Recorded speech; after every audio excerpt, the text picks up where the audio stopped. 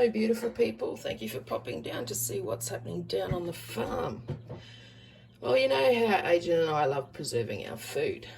One of the things we love is tomato butter. And I've got some tomatoes here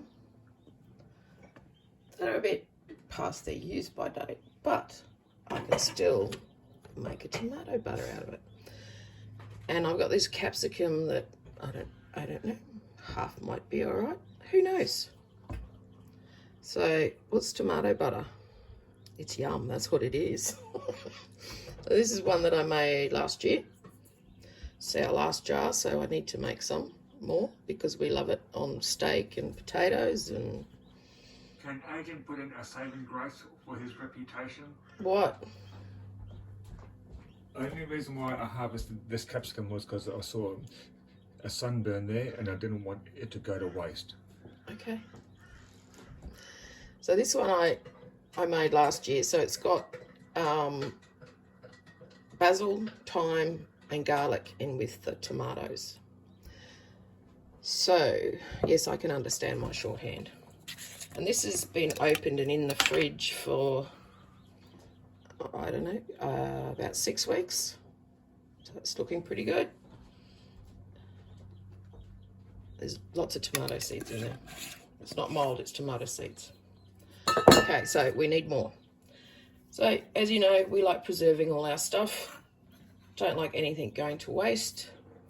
Even our poor basil in there, in the chooks bin, got hit by the frost, so the chooks are getting it.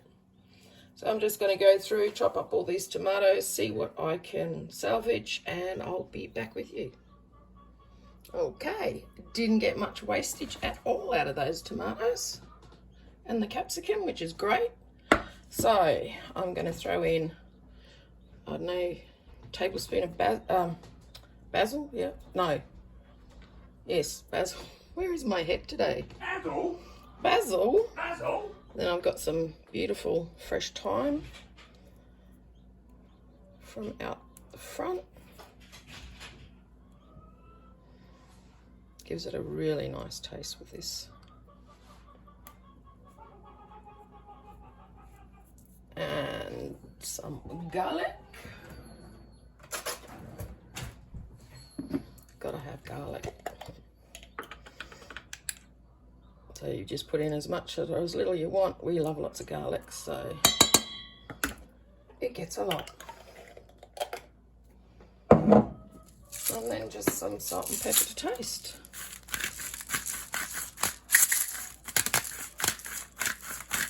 This one's actually a salt and pepper all in one, which comes in handy at times.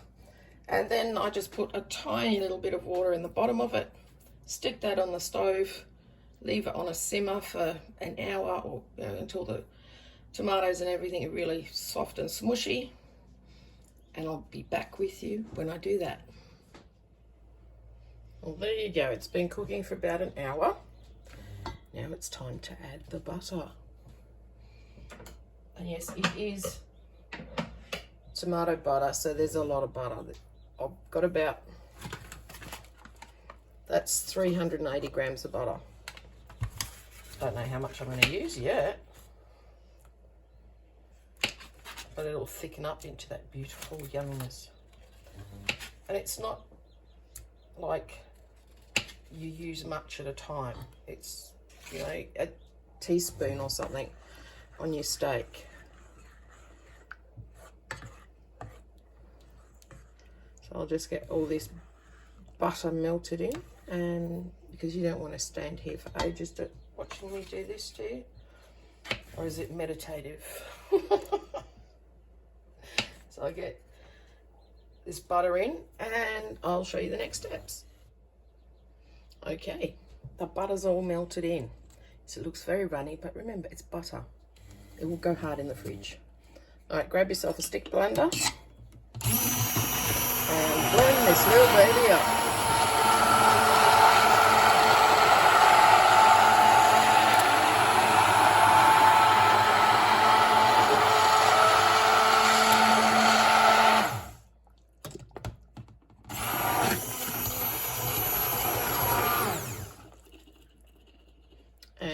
It's as easy as that. Okay. Now what you do,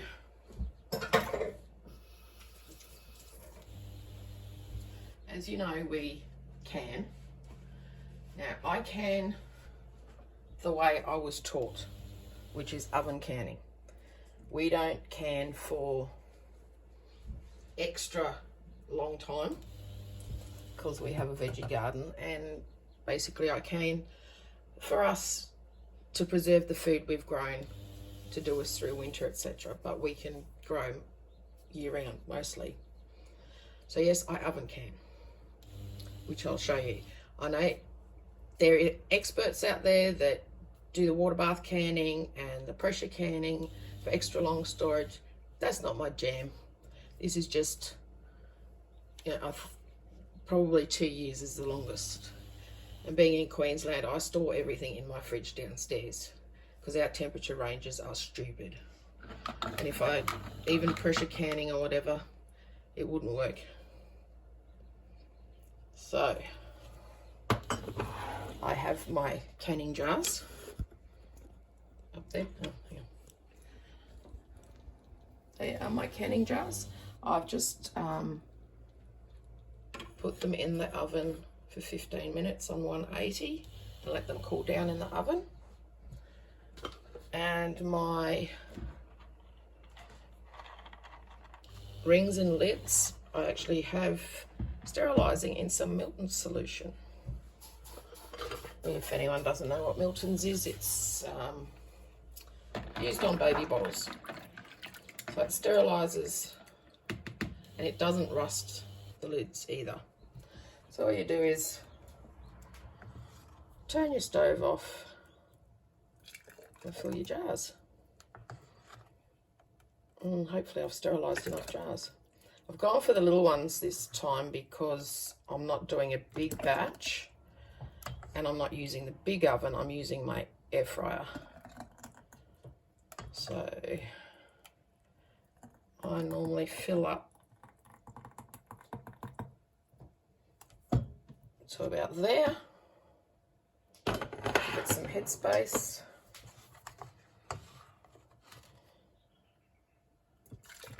And like that jar of tomato butter that I showed you before,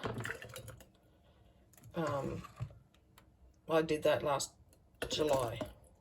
So we eat what we can in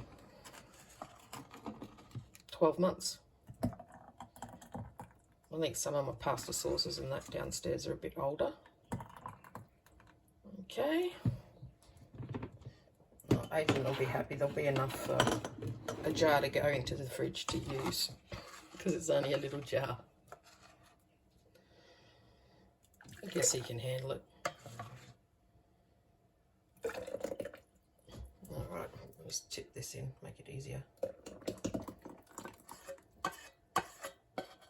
So there you go. And I make a mess all over the stove. All right, then towel. Grab yourself a piece of paper towel and some white vinegar.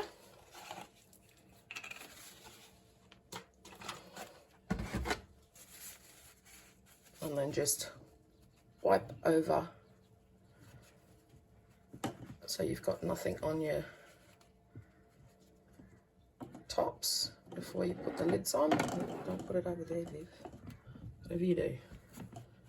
So just wipe them down. Should bring that a bit closer, shouldn't I? So you can see what I'm doing. I just got a hot plate there. Okay, then it's just a matter of now I've reused these. They're perfectly fine.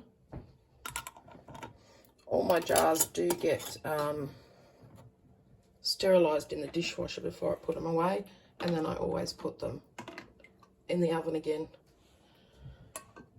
before I'm going to use them. So they all get double sterilised.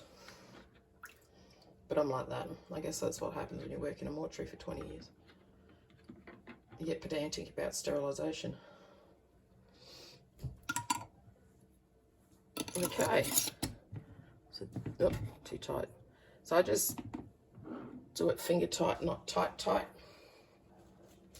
And now I'm going to swing you around.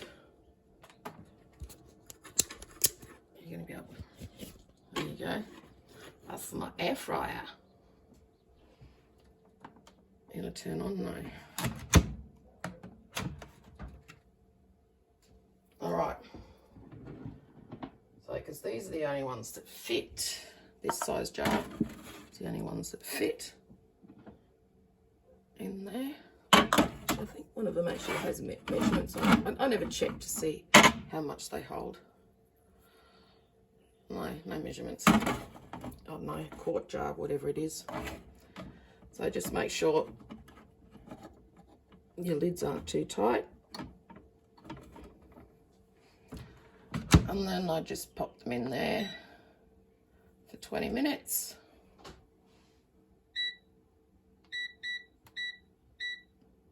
On 180. And that's how I oven can.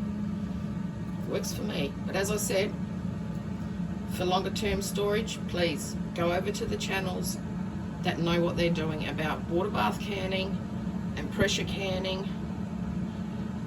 This was taught to me by my grandmother. That's how they did it back in the day. So I'll show you what it looks like when it's all finished. So there you go. The tomato butter is done. It is cooling on the stove. I'll leave them on the stove overnight. See, as it's nice and cool. No poppy, so everything has sealed. I've actually had to shake them up because it was a bit